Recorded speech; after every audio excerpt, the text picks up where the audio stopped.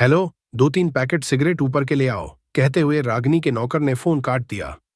Cigarette वाला डरते डरते उस बदनाम मोनालिसा हवेली में आया।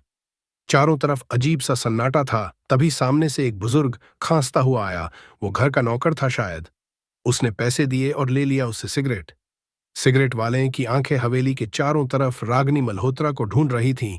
और ढूंढे भी क्यों ना, आखिर 4 दशकों से वो सबके दिल पर राज भी तो कर रही थी। काफी खूबसूरत और हसीन अदाकारा थी। पूरे भारत के कई लड़कों का ख्वाब थी। इसके पीछे कितनी अदाकारा आई और गई, पर यह है कि दिन पर दिन जवान दिखती थी। अभी तो एक पिक्चर आई थी जिसमें इसने बहुत से लड़कों की रात की नींद उड़ा दिए थी। इंडस्ट्री की सारी हीरोइनें जलती थी रागिनी से। कुछ एक को शक भी होता था, पर आजकल टेक्निक भी तो इतने आगे है। प्लास्टिक सर्जरी, डिपिगमेंटेशन और क्या क्या, जिससे सालों तक जवान दिख सकते हैं। आखिर पैसा बोलता है भाई। रागिनी का एक अक्षत्र राज था बॉलीवुड पर। वो बुढ़ी ही नहीं होती थी। क्या है, पैसे मिल गए ना, अब निकलो यहां से। बुढ़ा डपटा। सिगरेट वाला हल्के से दौड़ते हुए बाहर चला गया। अगल बगल के सब लोगों को पता था रागिनी अकेले उस घर में रहती थी। रात को बस वॉचमैन रहता था मेन गेट पर। सारे नौकर चाकर अपने घर जाकर प्यार, फिर सुबह वापस आ जाते थे। रागिनी की 3 शादियां हो चुकी थीं। एक किसी से अभी था, अभी कुछ साल पहले ही शादी तोड़ी थी। पहले और दूसरे पति ने तो सुसाइड कर लिया। तीसरा पति भी इंडस्ट्री का अच्छा हीरो था, पर अब वो मानसिक विकृत सा बस शराब के नशे में डूबा रहता था। तीनों से उसे कोई संतान न थी। बहुत लोग कहते रागिनी मांगलिक है, इसलिए ऐसा होता है। इधर अगले कुछ महीनों से इंडस्ट्री के बेहद ही सुंदर हीरो अंजन कपूर से इसके अफेयर के चर्चे शुमार पड़ थे। खबर यहां तक थी कि दोनों शादी भी करने वाले थे। अंजन कपूर को रागिनी का सारा इतिहास पता था, पर परवाना शमा से कहाँ दूर रह पाता है। लड़के खींचे चले आते थे इसकी खूबसूरती से इसकी ओर। अंजन की एक गर्लफ्रेंड थी इंडस्ट्री में, करुणा भट्ट लोग कहते हैं। रागिनी के चक्कर में आकर ही अंजन ने करुणा से ब्रेकअप किया था। दबे मुंह। ये भी बातें आती हैं कि करुणा का बॉलीवुड में कैरियर भी रागिनी के वजह से बर्बाद हुआ था, क्योंकि करुणा को इंडस्ट्री के एक जाने माने शोमैन हरीश भाई की पिक्चर में काम मिला था। पर उस वक्त रागिनी के पास कोई बड़ी फिल्म न होने से उसने हरीश भाई से बात करके वो रोल खुद ले लिया था। अब अंजन के भी जाने के बाद करुणा टूट चुकी थी। उसने मन में सोचा वो रागिनी के घर जाकर उससे इस बारे में बात करेगी। पर करुणा अंदर जाती कैसे? उस मोनालिसा हवेली में बहुत गिने चुने लोग जाते थे, और करुणा को तो रागिनी के वॉचमैन तक जानते थे। उसका घुसना तो मुश्किल था। करुणा ने एक प्लान बनाया और वो धोखे से रूप बदलकर और बुर्का पहनकर हवेली में घुसी कि सीसीटीवी में न दिख पाए, और हवेली में ही एक जगह पर छुप कर रह गई। मन में सोचा जैसे रात होगा बाहर निकलेगी और रागिनी से बात करेगी। उसको पता था रात में रागिनी हवेली में अकेली होती है। जैसे रात हुआ करुणा रागिनी को ढूंढने लगी, पर रागिनी कहीं न दिखी। बहुत ढूंढने पर उसे एक रूम से बुढ़ी औरत के खांसने की आवाज आ रही थी। उसने झांक कर उस रूम के डोर लाए नग से देखा। सामने उसी कपड़े में जिसमें सुबह में रागिनी थी, एक पूरे झूले हुए मांस वाली, सफेद बालों से ढका चेहरा, झुका हुआ शरीर, एक बुढ़ी औरत बैठी थी। एकदम भयानक का सा दृश्य था। करुणा ने कैसे भी अपनी चीख को रोका। सामने उस बुढ़िया ने सिगरेट पीकर मेज पर रखा, और उसी मेज पर एक मानव खोपड़ी पड़ी हुई थी। थोड़ी देर में खोपड़ी भयानक चित्कार करती हुई हवा में रागिनी के चारों तरफ उड़ने लगी। हा हा हा, हा हा हा, मेरी शक्ति अब क्षीण हो रही है। मुझे जल्दी तुम्हारे बच्चे के खून की बलि चाहिए, वरना तुम हरदम के लिए बुढ़ी रह जाओगी।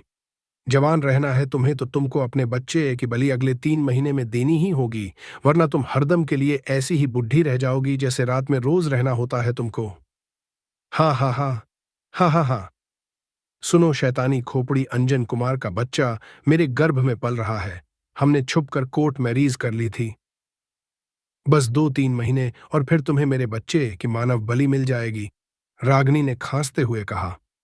पर ध्यान रखना अंजन कुमार को मेरा रहस्य न पता चले, वरना सब किए पर पानी फिर जाएगा। कैसे तुम्हारे तीसरे पति को सब पता चल गया था तो मुझे उसको मानसिक विकृत करना पड़ा था। ये कहकर शैतानी खोपड़ी भयानक अट्टहास करने लगा। हा हा हा हा हा, हा हा हा हा, तुम चिंता मत करो, उस बेचारे को तो ये भी नहीं पता कि मेरे गर्भ में उसका बच्चा पल रहा है। वैसे भी तुमने जो वायदा किया था उसके मुताबिक ये मेरे बच्चे की आखिरी बलि होगी। उसके बाद मैं तुम्हें दूसरे के बच्चों की बलि दे सकती हूँ। जो काफी आसान होगा मेरे लिए। उसके बाद मैं हरदम के लिए जवान हो जाऊंगी और रात में बुढ़ी भी नहीं होंगी।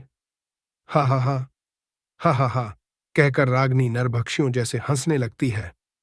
मानव बलि का प्यासा हूं मैं। तुम मुझे खून दो, मैं तुम्हें जवानी दूंगा। हा हा हा, हा हा हा, शैतानी खोपड़ी ने अट्टहास किया।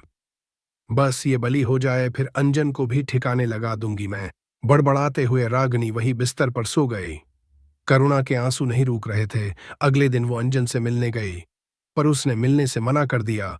उसके सर पर रागनी का नशा जो था, फिर भी करुणा के लाख गिड़गड़ाने पर वो बात करने को तैयार हुआ। करुणा की सारी बातें सुनने पर वो बोला, करुणा बहुत हो गया। तुम रागनी का मुकाबला कभी नहीं कर सकती, तो अब तुमने हम दोनों को अलग और रागनी को बदनाम करने के लिए ये सब चीजें फैलानी शुरू कर दी। इतनी गिर गई तुम, छी। मुझे पता था तुम मेरी बातों को नहीं मानोगे, इसलिए मैंने रागनी के तीसरे पति हैदर को तुम्हारे पास लाई हूं। खुद बात कर लो इनसे, करुणा ने कहा। पर हम दोनों के शादी की बात करुणा को कैसे पता चली, ये तो बस मुझे और रागनी को ही पता थी। दोनों ने अपने कैरियर पर असर के वजह से इस बात को अब भी छुपाने का सोचा था। ये बॉलीवुड है भाई, हमारी सांस पर भी मीडिया की नजर होती है। हो सकता है कहीं से बात लीक हुई हो। जब तक करुणा हैदर को बुलाने गई, अंजन ने मन ही मन सोचा, अब इस पागल और बेवड़े से क्या बात करूं मैं। पर मैंने अगर इसको नहीं सुना तो करुणा रोज मेरा दिमाग खाने आ जाएगी। अंजन हैदर को देखकर मन में बड़बड़ात। हैदर आया और इस वक्त वो होश में था। हैदर हाथ जोड़ते हुए बोला, हम लोग आपका रिश्ता नहीं तोड़ना चाहते हैं, पर वो बहुत खतरनाक औरत है। आपको याद होगी मेरी फिल्म रंग बिरंगे फूल, उससे मैं कितने चर्चे में था। रागनी मेरी हीरोइन थी उसमें। तभी से हम दोनों का अफेयर शुरू हुआ और शादी किया हम दोनों ने। पर शादी के बाद भी वो रात में अपने घर रहती थी और मैं अपने, क्योंकि उसकी शादी की यही शर्त थी। उसके गर्भ में मेरा बच्चा था। वो बोली थी एक बच्चा होने के बाद वो साथ आकर रहेगी। आखिर रागनी अकेले मोनालिसा हवेली में रहती कैसा है? कहीं वो मुझे धोखा तो नहीं दे रही, मैंने मन में सोचा। हैदर ने गहरी सांस लेते हुए कहा। फिर मैंने हवेली के अंदर चुपके से जाकर देखा तो वही पाया जो करुणा ने आपको बताया था। पर अंतर बस इतना था, मुझे शैतानी खोपड़ी ने देख लिया था। रागनी जैसे चाकू उठाकर मुझे मारने दौड़ी। मैं उसके पैरों पर गिर गया और कहा, मुझे छोड़ दो। तभी शैतानी खोपड़ी से एक किरण निकली और मैं बेटटा पागल सा हो गया। खोपड़ी ने कहा कि छोड़ दो इसे रागनी, अब ये जिंदा रहकर भी हमारा कुछ नहीं बिगाड़ पाएगा। जब भी मैं ये राज किसी को बताना चाहता हूं, मुझे हजारों शैतानी खोपड़ियां आसपास दिखने लगती हैं और मुझे तरह तरह से यातनाएं देती हैं। अगर मैं वक्त पर उस जगह से ना हटूं, ये बाई एक सरता गयता न था तन्न, तो शायद वो मुझे मार भी देंगी। सेठ पर कभी भी ये खोपड़ियां मुझे दिखने लगती थीं। लोग सोचते मैं पागल हो गया हूं। धीरे धीरे मुझे काम मिलना बंद हो गया और मैं तन्हाई में नशे का आदी हो गया। इस लड़की की आंखों में मुझे तुम्हारे लिए प्यार दिखा तो मैंने इसकी मदद की सोची, और मैं अब ऐसी जिंदगी जीना भी नहीं चाहता हूं, इसलिए तुम्हें बचाने आया गया। हैदर ने कहा, आज से तीसरे महीने की अमावस को ये बलि होगी। हो सके तो इस तबाही को रोक लो। और हाँ, जब रागनी बलि पूजा के लिए बैठी होगी तब वो खोपड़ी थोड़ा शक्तिहीन होगा। बस यही वक्त है, तभी तुमको एक प्रहार से वो खोपड़ी तोड़ देनी है, हैदर ने कहा। तभी अचानक हैदर को वैसे ही दौरे पड़ने लगे। वो दोनों उसको जैसे हॉस्पिटल ले गए और भर्ती किया। तब तक हैदर मर चुका था। अंजन ऊहापोह में अमावस का इंतजार करने लगा, क्योंकि जो कहानी हैदर ने बताई थी वही चाल रागनी ने उसके साथ चली थी। बच्चे का पूछने पर रागनी पहले तो सकुचाई, फिर बोली उसके गर्भ में अंजन का 6 महीने का बच्चा है, पर उसने सोचा था वो उसे सरप्राइज देगी। ये सब बातें अंजन के विश्वास को और गहरा कर रही थी रागनी के खिलाफ। जिस हाई हॉस्पिटल में रागनी का बच्चा हुआ अंजन ने पता लगा लिया, पर रागनी ने उससे छिपाया था। आखिर आ गया वो दिन अमावस का। दोनों छुप कर गए। देखा बुढ़िया रागनी रात के 12 बजे अनुष्ठान पर बैठी थी। आंखें बंद कर कुछ मंत्र झप कर रही थी और पास उसका नवजात बच्चा पड़ाड़ रो रहा था। उस बिलखते बच्चे को देखकर करुणा के अंदर की ममता जाग गई। उसने दौड़कर बच्चे को सीने से लगा लिया। तभी वो शैतानी खोपड़ी उड़कर आई और अंजना की आंखों को दांत से नोचकर निकाल दिया और जगह जगह चेहरे पर उसका मांस काटने लगा कि वो बच्चे को छोड़ दे। करुणा ने भयानक चित्कार किया और भारी वेदना से रोने लगी, पर शायद कोई दैवीय शक्ति उसके ऊपर आ गई थी कि उसने बच्चे को छोड़ा और नहीं। ये देखकर रागिनी भी उसके ऊपर झपटी, पर वो शक्तिहीन रूप में थी, ज्यादा कुछ नहीं कर पाई। तभी अचानक से आवाज आई, कड़ा खोपड़ी एक झटके में टूट गई थी अंजन के एक लाठी के वार से। रागिनी उठ के पागलों सी उस टूटे खोपड़ी के टुकड़ों को समेटने लगी और रोने लगी। उसको पता चल गया था अब वो हरदम के लिए इसी रूप में रह जाएगी। अंजन, करुणा और वो बच्चा अपने घर वापस आ गए थे। मोनालिसा हवेली से अब हरदम किसी बुढ़िया के चीख पुकार की आवाज आती थी। सब उसको भूतिया हवेली कहते थे। रागिनी रातों रात बॉलीवुड से गायब हो चुकी थी और कहाँ गायब हुई ये आज भी रहस्य थी दुनिया के लिए। करुणा अपने नाम के अनुरूप उस विकृत चेहरे के साथ ममता का सौंदर्य बिखेर रही थी और अब वो अंजन की बीवी थी।